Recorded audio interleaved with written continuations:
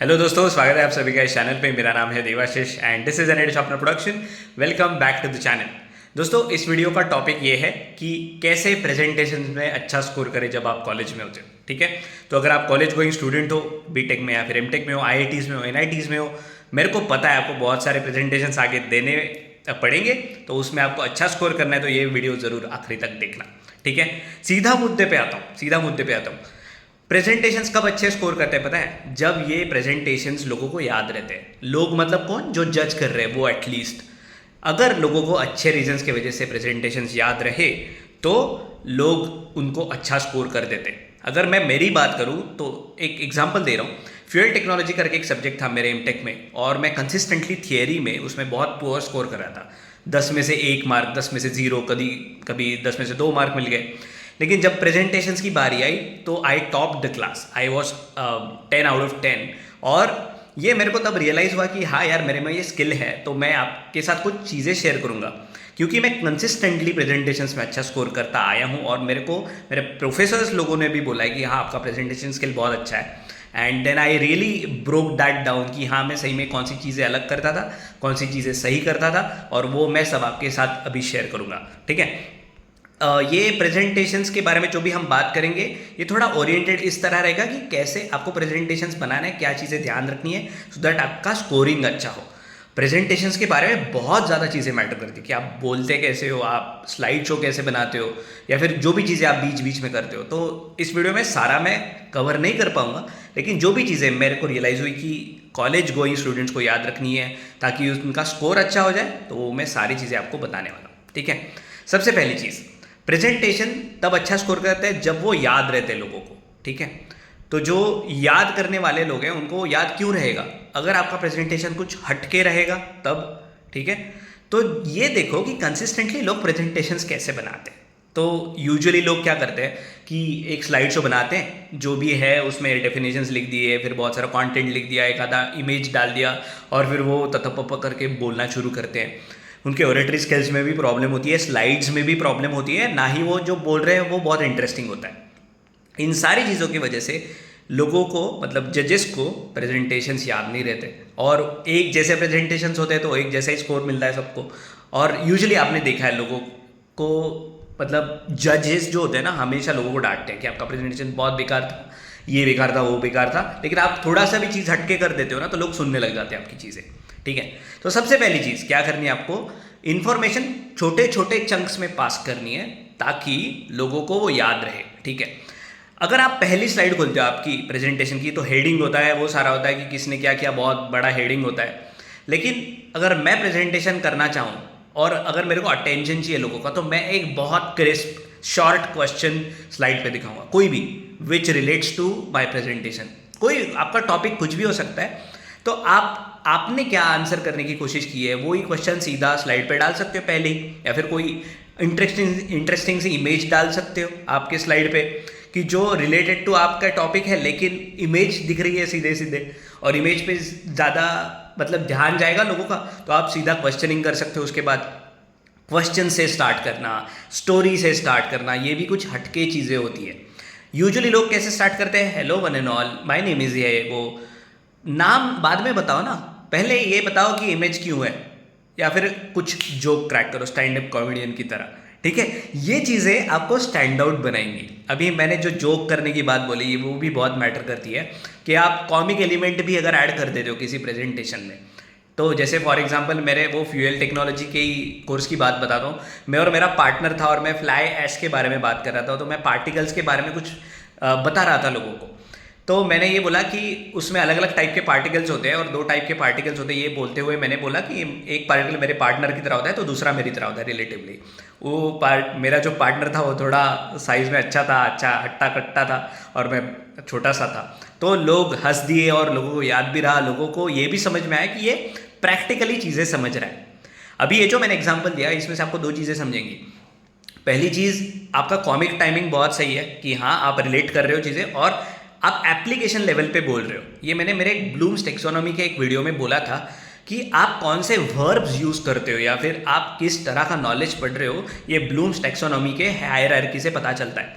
तो अगर आप आपके टॉपिक में एप्लीकेशंस की बात कर रहे हो, आइडियाज़ की बात कर रहे हो, इवैल्यूएशन की बात कर रहे हो, एनालिसिस की बात कर रहे हो, तो आपने अच्छी पढ़ाई की है ये समझ में आता है सबकॉन्शियसली। ये पता होने की ज़रूरत नहीं है, लेकिन अगर आप एप्लीकेशन की बात करें तो सही में आपको सब्जेक्ट समझता है, ये आगे वाले को पता चल जाता है। ठीक है, तो आपकी पढ़ाई की जो तरीका है, मतलब अगर आप बहुत अच्छे से इंफॉर्मेशन पास कर दिए छोटे छोटे चंक्स में और ऑर्गेनाइज तरीके से अगर आपने इंफॉर्मेशन पास किया आगे वाले को, तो वो प्रेजेंटेशन याद रहेगा और उनको ये भी पता चलेगा कि आपको टॉपिक आता है। तो स्लाइड्स पे क्या होना चाहिए, स्टार्टिंग में कुछ एंगेजिंग चीज़ होनी चाहिए, दूसरी चीज़ बहुत ऑर्गेनाइज्ड स्ट्रक्चर होना चाहिए।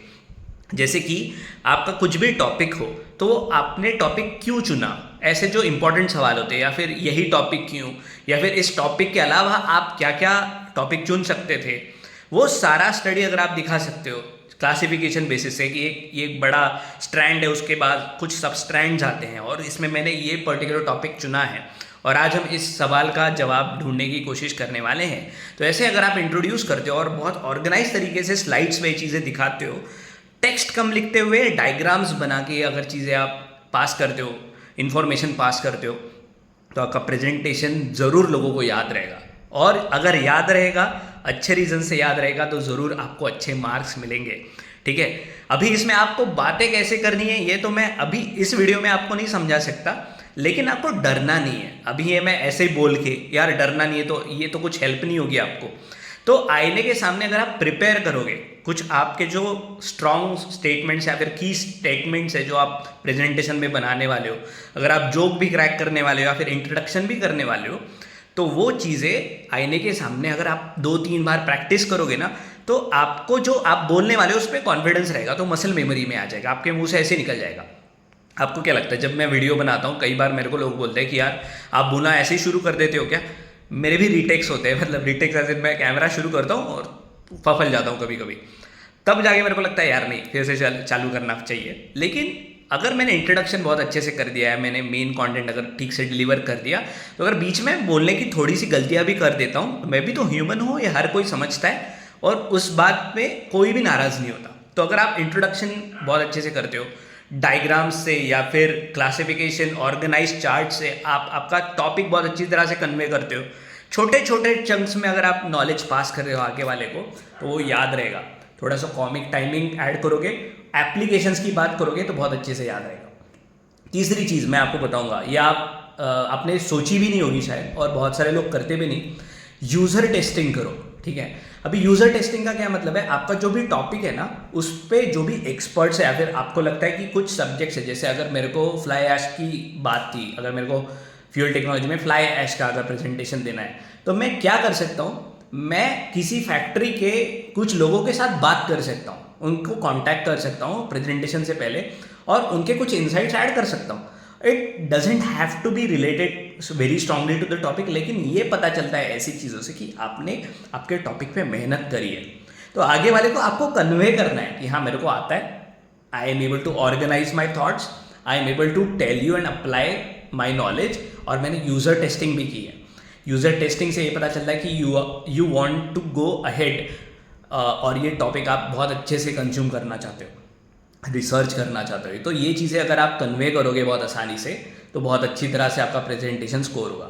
दूसरी चीज़, मेरे को लोग पूछते हैं कि कितनी स्लाइड्स बनाना चाहिए, 60 स्लाइड्स, 70 स्लाइड्स। भाई मैं बताता हूँ, मेरे क्लास में सबसे कम स्लाइड्स होती थी जब भी मैं प्रेजेंटेशन बनाता था, और उसमें कंटेंट भी नहीं होता था। मैं जब बोलता था तो उसमें से बिल्कुल 10% सिर्फ स्लाइड में होता था। एक क्वेश्चन होता था या फिर 2 क्वेश्चंस होते थे और उनके आंसर्स मैं करता था। लोग क्या गलती करते हैं पता है, बहुत सारा कंटेंट लिख देते हैं, क्वेश्चन भी लिख देते हैं, आंसर भी लिख देते हैं, सिर्फ वो कंटेंट वो फिर पढ़ते हैं, ऐसे पीछे देख देख के पढ़ते हैं। तो अगर आपको लगता है कि आपको याद नहीं हो रहा, तो आपको हिंदी में उसको सिर्फ समझना है सबसे पहले और फिर उनको ट्रांसलेट करना है। अगर आपकी इंग्लिश बुरी है तो आपको ये याद रखना है कि स्लाइड सिर्फ आपको गाइड करती है कि कहाँ प्रेजेंटेशन लेके जाना है आपको। स्लाइड्स आगे वाले को क्यों होता है कि हम किस चीज़ की बात कर रहे हैं, और आप पे ध्यान होना चाहिए लोगों का कि हाँ ये बात चल रही है। ठीक है, अगर आपको डायग्राम दिखानी है तो आप डायग्राम्स दिखा सकते हो उन चीज़ों पे, लेकिन अगर आप टेक्स्ट दिखा के पढ़ रहे हो तो that is a worst way to present, ये याद रखो। तो ये कुछ टिप्स है प्रेजेंटेशन की, इनके वजह से आपका स्कोर बहुत अच्छा हो जाएगा। स्लाइड्स के नंबर की चिंता मत करो, 15-20 स्लाइड्स बहुत हो जाती है, और उसके भी अगर कम हो तो कोई टेंशन नहीं है। ऑर्गेनाइज तरीके से प्रेजेंटेशन करने की कोशिश करो। थोड़ा क्लासिफिकेशन या फिर मेंटल मॉडल, ट्री मॉडल, मतलब जैसे एक बीच में एक कुछ आपने लिख दिया, उसमें से क्या क्या चीज़ें पॉसिबिलिटी हो सकती है, या फिर अगर एक बड़ी चीज़ है उसमें से अलग अलग सब्सट्रैंड्स क्या हो सकते हैं, ऐसी चीज़ें, या फिर फ्लो चार्ट बनाना, ये सारा ऑर्गेनाइज्ड थिंकिंग दिखाता है। तो ऐसी चीज़ें सीख के वो दिखाने की कोशिश करो प्रेजेंटेशंस पे। ठीक है, समझ गए? अभी ये वीडियो फिर से एक बार देखो कि मैंने हुक की तरह क्या यूज़ किया है, मैंने स्टोरी बताई मेरे साथ फ्यूल टेक्नोलॉजी में क्या हुआ था।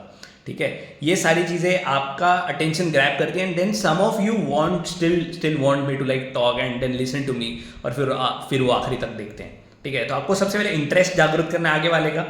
उसमें से अगर 2-3 लोग भी सुन रहे हैं ना, तो भाई बहुत बड़ी बात है। उनको बोलो कि आखिरी में मैं आपको कुछ सरप्राइज दूंगा।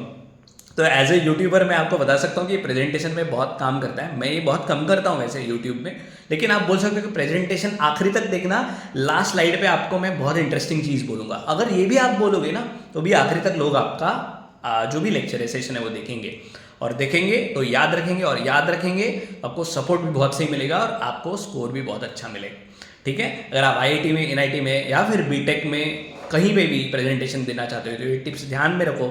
और अगर आपको प्रेजेंटेशन से रिलेटेड और वीडियोस चाहिए, क्योंकि इसमें बहुत ज़्यादा चीज़ें हैं जो मैं आपको बता सकता हूँ, जो भी मैंने सीखी, और मैं वो सारी आपके साथ शेयर करूँगा। ठीक है, ये वीडियो में मैंने प्रेजेंटेशन के लिए सिर्फ मेरा चेहरा, मेरे हाथ ही यूज़ किए, लेकिन मैं आशा करता हूँ आपको बहुत ज़्यादा आइडिया आ चुका होगा कि मैं क्या बोलना चाह रहा हूँ। अगर आपको और वीडियोस चाहिए तो ज़रूर मुझे कमेंट सेक्शन में लिख के बताइए। अगर आपको ये कंटेंट अच्छा लग रहा है तो ज़रूर सब्सक्राइब कीजिए, मेरे को बहुत अच्छा लगता है और हमारा मोटिवेशन बढ़ता है और वीडियोस लाने के लिए। तो प्लीज़ सब्सक्राइब और लाइक कर दीजिए। आपको लगता है अगर किसी और के ये वीडियो हेल्प में आएगा तो उनको शेयर कर दीजिए। ठीक है, तो मिलेंगे जल्दी ही एक नए वीडियो के साथ। तब तक के लिए ज्ञान पीते रहिए। टाटा।